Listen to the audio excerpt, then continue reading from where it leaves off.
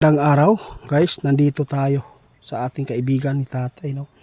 Meron po tayong patingnan kasi marami po tayong nakikita sa social media po ngayon tungkol po sa gulo. Nag-umpisa na po yung gulo po doon sa Russia na naman, no.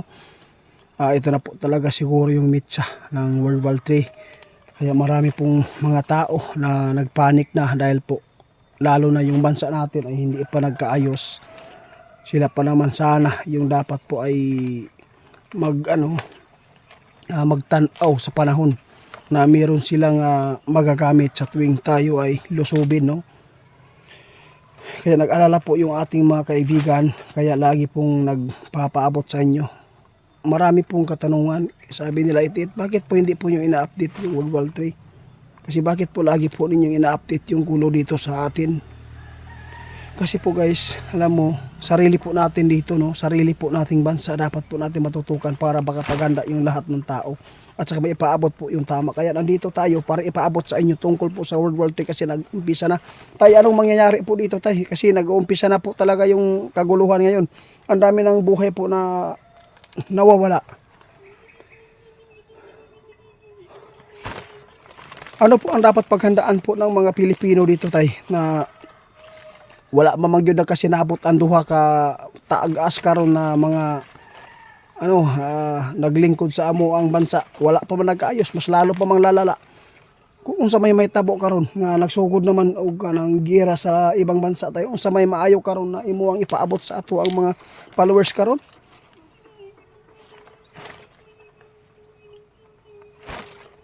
Ang maipaabot lang po ni Tatay tungkol sa World War III, sa giyera po ngayon doon sa Russia at saka sa Ukraine, no.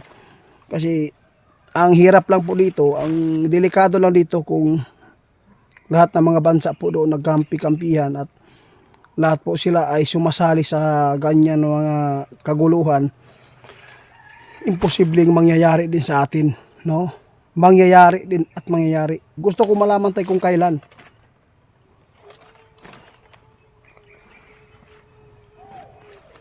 Sabi po ni kaibigan natin, hindi pa naman sa 2025 dito sa Pilipinas, pero may panahon talaga na mangyayari, guys. Kung mayroon pong sumasali po doon sa kaguluhan, lalo na po yung China, guys, kung sumasali ang North Korea, doon po talaga, mag-uumpisa na po talaga.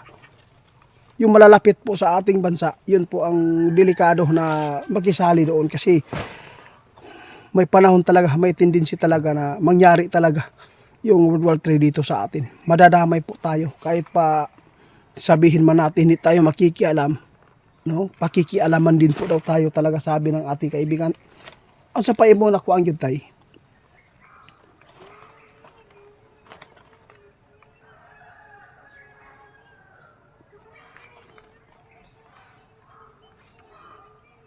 Tama ka.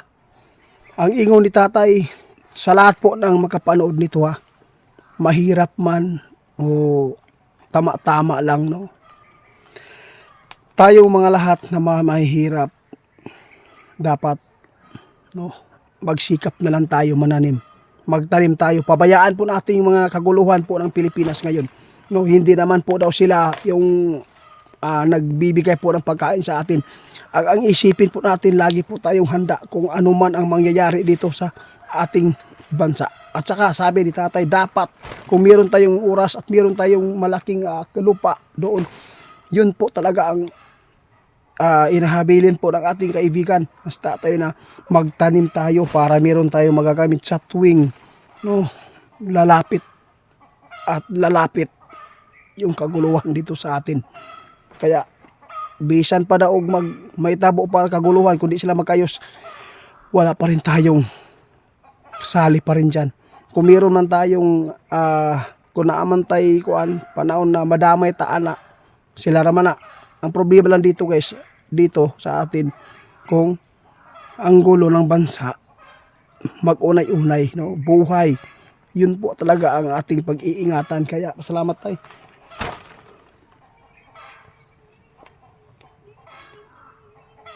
Ano tayo?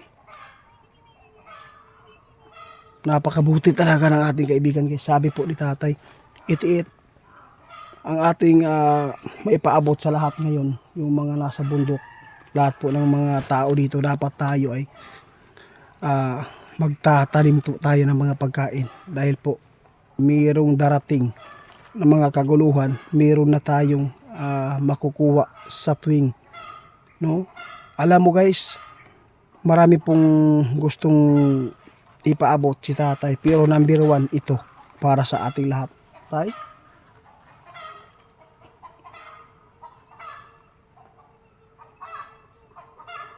Oh, sabi po ni tatay ha, alam mo guys, yung mga kaguluhan, no, nagbibigay ng hindi maganda na mangyayari dito sa atin, lalo na yung gera. Alam mo ba anong epekto yan? Maraming tao, maraming bata magkakasakit dahil po dyan. Alam mo kung bakit? Ito, yung si tatay, buog yun niyang ipasabot.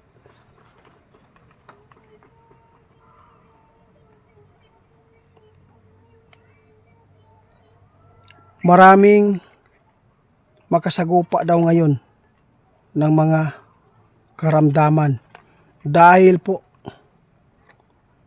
sa kaguluhan po na nangyayari. Alam mo ba, nakahatag po og dili maayo, no, ang mga gira guys, lalo na yung mga missile guys, nagbibigay po talaga yan ng masamang epekto po dito sa hangin. Dahil po yung hangin na yan, meron talagang nakukuhang mga virus na mga hindi po maganda sa katawan po ng tao. Marami magkakasakit dahil po sa mga paputok na yan. Kaya kung mangyari man yan dito sa atin guys, no, kahit malayo tayo guys, naaapektuhan pa rin tayo sa ating masamang panahon ngayon, no? Kaya nagpapasalamat tayo lagi ng ating kaibigan kasi ipinapaabot po nila lahat po ng mga bagay na dapat po natin na gawin po dito sa ating mundo. Dahil kung hindi po tayo maghahanda, hindi tayo mag-amping, hindi tayo mag-ingat, babalik pa rin yan sa atin. Kaya pabayaan natin yung kaguluhan. Kung hindi man ma-solve ito guys doon sa Senado, yung mga kaguluhan, kasi dami po nagkampi, nagbantaan pa, no? Meron pang gusto na ipababa na lang daw si hindi pa rin yan matatanggal kasi po si Ma'am Sara, kasi tinitingnan po ng ombudsman kung ano po talaga kung ano talaga ang malaking nagawang kasalanan na yung pagbitiw ng salita ni Ma'am Sara, no? Alam po niyo guys, napakabuti yung mga Duterte din na nagawa. Kasi binal po nila yung mga nasa baba. Wala tayong maipaabot sa inyo na tungkol po sa yung mga ibinabato po nila, no, sa mga Duterte. Wala tayong maipaabot sa inyo kung ano man po yung nangyayari sa kanila, kung mayroon po talaga sila, kasi tentative pa manggod ng mga ingana ng mga isyo. Kasi lalo na pag malapit po na yung politika, marami talaga na maglalabasan po ng mga isyo, no? Kaya dapat po talaga tayo ay mag-ingat ngayon, lalo na sa World War III. Maghanda tayo guys, kasi sabi ni kaibigan, magyayari talaga yan itiit. Dapat makapaghanda na kayo, tuwanin tayo. Yun lang po talaga yung number 1 guys na malaking tulong sa atin. Pabayaan natin kaguluhan dito sa ating bansa kasi hindi naman po sila magbibigay po ng pagkain sa atin. Kaya tayo ang nasa kagubatan, bundok, no?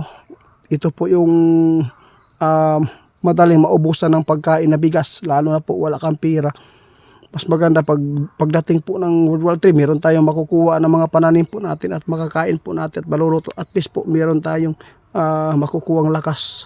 Salamat po.